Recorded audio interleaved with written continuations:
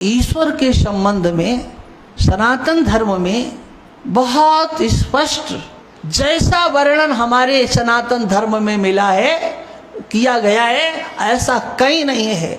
हम ये कह सकते हैं हमारे सनातन धर्म के ऋषियों के द्वारा जिस ईश्वर का प्रतिपादन किया गया है, ऐसा ईश्वर विश्व के किसी भी मत में, मजहब में, रिलीजन में, संप्रदाय में नहीं है। एक बहुत बड़ा झूठ समाज में फैलाया जा रहा है, बहुत बड़ा झूठ।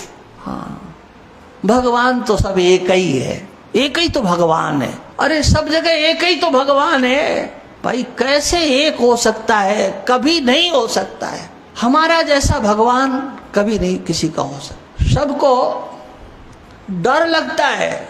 हम यहाँ पर कोई भी शब्द बोल सकते हैं, हम अपने मंदिर में कोई भी शब्द बोल सकते हैं, लेकिन अन्य किसी पूजा स्थल में वो नहीं बोला जा सकता है। जैसे रघुपति राघव राजा राम, आगे भी जो कहा गया आप जानते हो, वो सब मंदिरों में ही गाया गया जी। मंदिरों में, मंदिरों के सिवा सनातन धर्मियों के मंदिर में गाया गया ईश्वर अल्लाह तेरे नाम।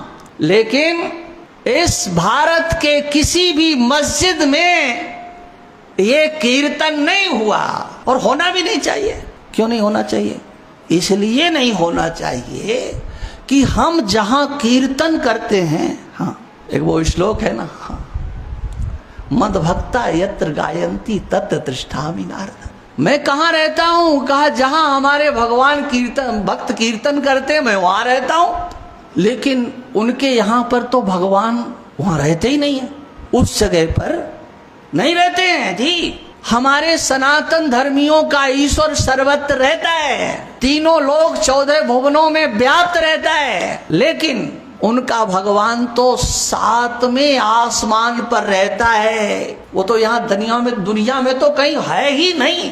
हमारी बराबरी नहीं हो सकती है। इसलिए समग्रता के साथ उस ईश्वर के स्वरूप का प्रतिपादन भगवान कृष्ण के अलावा और कर भी कौन सकता है? भगवान कृष्ण ही हैं। भगवान ही स्वयं बताएंगे क्या कि मैं कैसा हूं।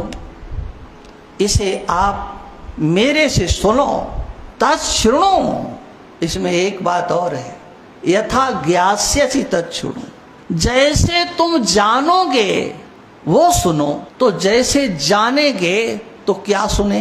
तो यहाँ पर ये अर्थ अपने आप निकलता है, जिस ज्ञान से तुम मुझे समग्रता से जानोगे उस ज्ञान को यहाँ पर सुनो।